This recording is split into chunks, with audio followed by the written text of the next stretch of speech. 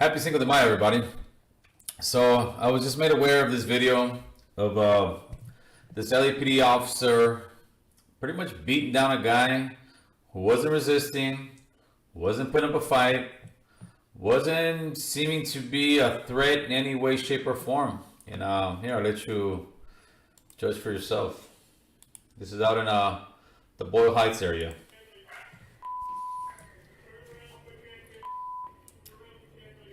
So put his hands behind his back.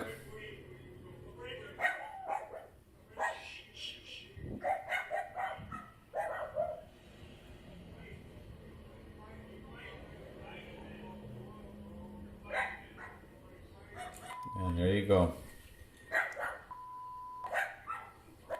Cops going to town on him. His partner at this point is pretty much useless. She's not trying to break it up. She's calling for backup. This guy throws his glasses like he's out in the streets, gang banging. They're just socking this poor guy up, man.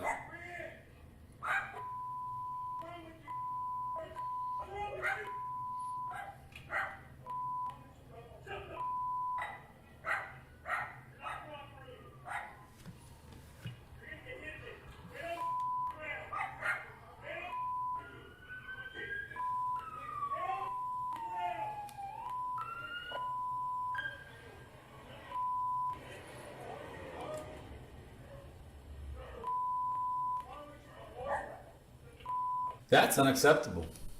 That is plain and simple, simply unacceptable.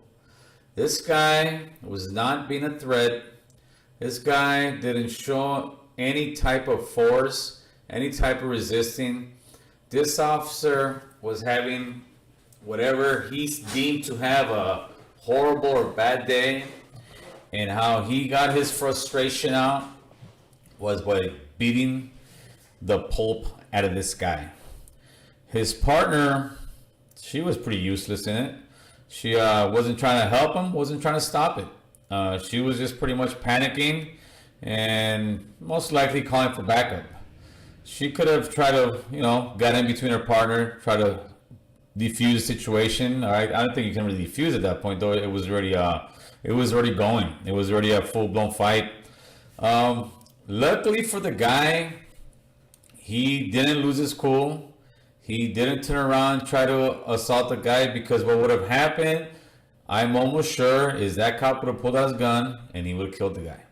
There's no doubt in my mind he would have done that. He was at that point of rage where reasoning was out the window. He wasn't caring that he was an officer anymore. To him, he was in the streets and he was fighting some punk that disrespected him. He was being that gangbanger that LAPD always tries to say we shouldn't be.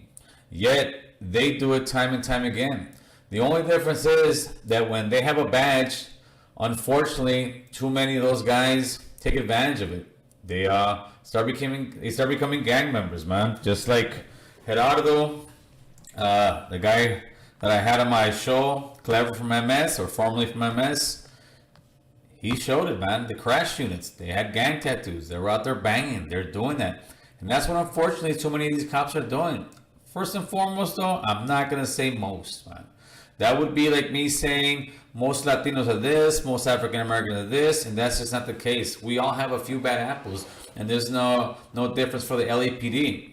We, overall, and for the most part, we need police officers, man. We need police officers, we need sheriffs, we need law enforcement, period. Because if not, it would just be complete and utter mayhem out here in the streets. So for all those cops who are out there putting in those long hours, risking their lives, and doing what they do best, which is protecting and serve, my hats off to them. It's full respect to them, dude, all day long. I'm not going to sit here and just say, F the LAPD, F the cops, F this, and say derogatory things, because that's when you lose the argument, people. And that's what happens way too many times when stuff like this happens.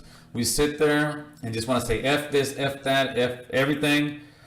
But when you say that, nobody pays attention to it anymore, because now the cops, not even the cops, the ones who are trying to cover this up are looking for people to do that. They're looking for people, instead of sitting here and having an actual intellectual argument about it, you start talking like that, they're not going to listen to you, man. Straight up, they're not going to listen to you.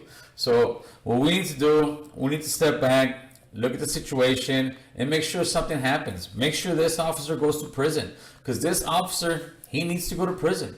If that was any regular citizen out on the streets and somebody goes up to him and assaults him in the way and manner that this officer did, you're going to prison. You're going to prison for aggravated assault and battery.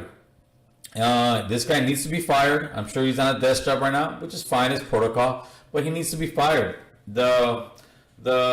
His partner,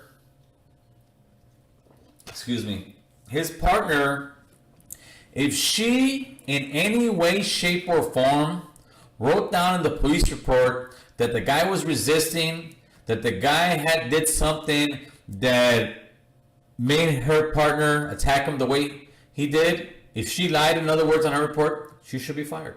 There should be no ifs, ands, or buts about it. She should be fired.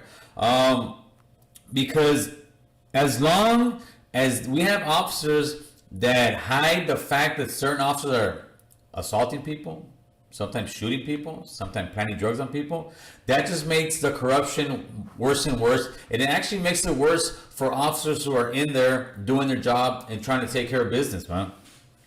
But this is also goes back to what I say about we need to get politically involved. We need to have people in city council. We need to have people that oversee these officers. We need to have people in place that look like you and I. As long as you have people that don't look like you and I, don't come with the same culture that you and I come from, you're gonna keep having stuff like this, man. Because at the end of the day, they don't really care about us, man. What they care about is their quotas, making sure they get reelected and stay in office, man. And what we need to do is we need to wake up.